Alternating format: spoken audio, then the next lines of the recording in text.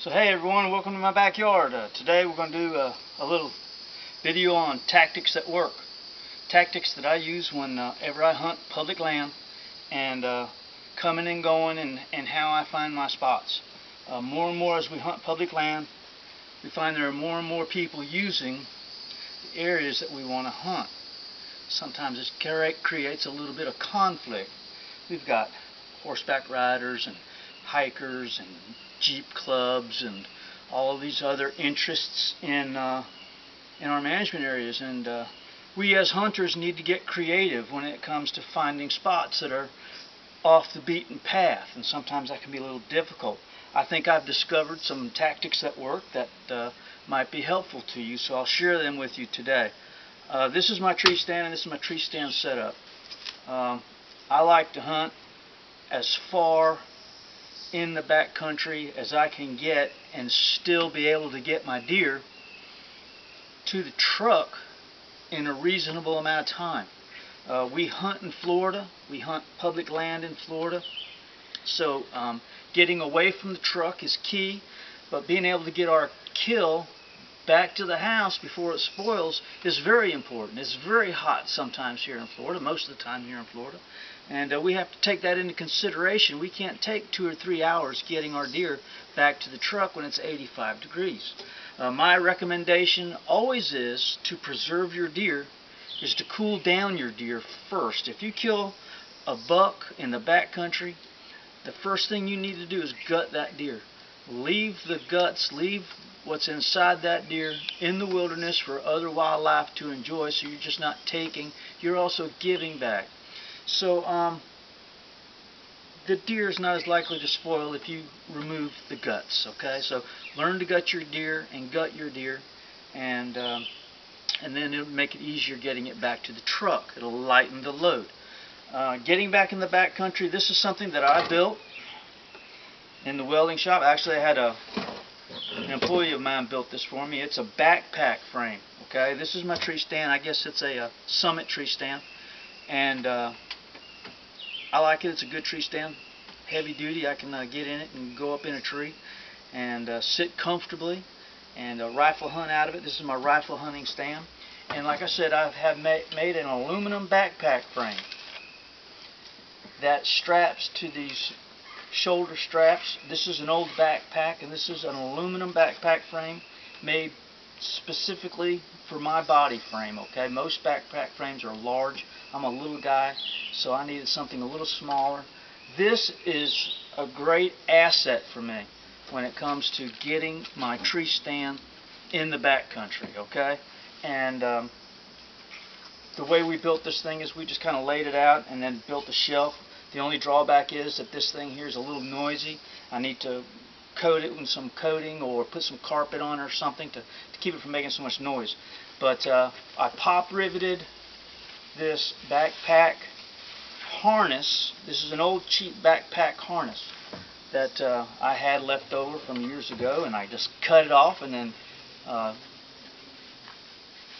I attached it to the backpack frame with pop rivets and big washers, and it holds it on there quite nicely. Now the strap, if you're going to use a backpack frame, now you don't have to make your own backpack frame. You can go online. This is better, okay, than the straps that come with your tree stand. The straps that come with your tree stand are burdensome. They hurt. You can't go very far. With this setup, I can strap my tree stand to this backpack. I put my day pack right inside here with my sandwich and my water and the little bit of gear that I take with me.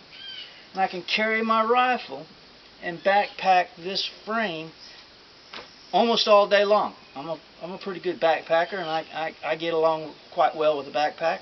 So I can venture off into areas that I may not know where I'm going, or have an idea of where a suitable spot might be. And so I don't know how long I'll be walking. Of course, it's hot, and you're going to get hot no matter what you do, but this is huge for me.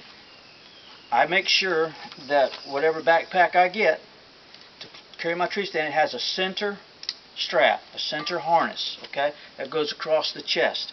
That's huge. And then the belt that goes around the waist. This helps balance out the load on your body. Okay, makes it easier to carry. And so this is what I use, carry it in my truck, and then I just, as you can see, I strap it with a ratchet strap, just like that. Usually I use two, and then I have to kind of manipulate my stuff so it doesn't rattle. Okay, but I've got my safety harness here for my safety strap, and it's a good setup. I'm glad Rudy made this for me in the welding shop, so it's real helpful. Another thing that's helpful that I use, and I see a lot of guys that don't use it, is game carts. I use my game cart more than anything. It is a valuable, useful tool when hunting in the backcountry. Now, there's a lot of different places that you can go where there's access. All right, there are closed roads, a lot of closed roads, but there's also, through our management areas here in Florida, we've got the trail, the Florida Trail, that runs through many of the management areas that we hunt. I personally would not recommend hunting on the Florida Trail. It's a lot of people walking up and down that trail, and it's real attractive to us because it's easy access in and easy access out. I use the Florida Trail to access other areas that I'm interested in. And once I get there, well, then I get off the trail. I don't want to hear anybody, I don't want to see anybody, and I don't want to smell anybody. And these people that are walking on the trail, okay, they're human beings, and they're going to do what they got to do, and they're going to do it right on the trail, okay? So if you hunt near the trail, get off the trail. What I like to do, most of the time when I hunt off of the trail, it's in the Ocala National Forest. I find a trail access that goes into the backcountry, and then it leads me to sawgrass ponds. Many of these sawgrass ponds are dry. I use my cart, my deer buggy. I put my tree stand right on top of my deer buggy. I walk all the way down through that trail till I get to the sawgrass pond, then I go around the sawgrass pond, and then I access the woods that way. I make sure that I'm 200, 300, 400 yards away from the trail, from the Florida Trail. And if you hunt on the Florida Trail, if you use the Florida Trail, you're going to encounter people that aren't hunting. Okay, I encounter people on the trail many times. They say, "Oh, I didn't think you could hunt here." I said, "It's a national forest. I've been hunting here my whole life." And they're thinking about maybe it's a national park. You know, the Ocala National Forest, people don't know the difference between a national forest and a national park. So you got to be courteous with these people. You have to be patient. Many of them are surprised to see a hunter. They don't know. Okay? And if you're walking on the Florida Trail, and usually when I'm on the Florida Trail, I have my rifle around my chest, on my back. I got my tree stand on my buggy. If I kill a deer in the backcountry, I'm an hour walk from my truck.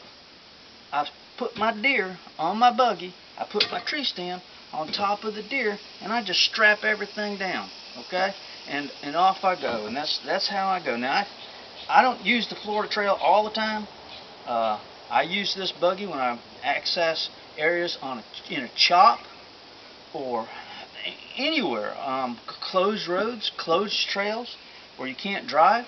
These buggies come in real handy. If you don't have a buggy, and get away from the truck, because again, we're competing with others for the space. Okay, and we want to be courteous. I don't want to have a problem. I don't want to run into any people. I don't want to run into any hunters. Okay, I don't want to run into hikers. But if you're on the Florida Trail, you're going to. So that's just something we have to think about.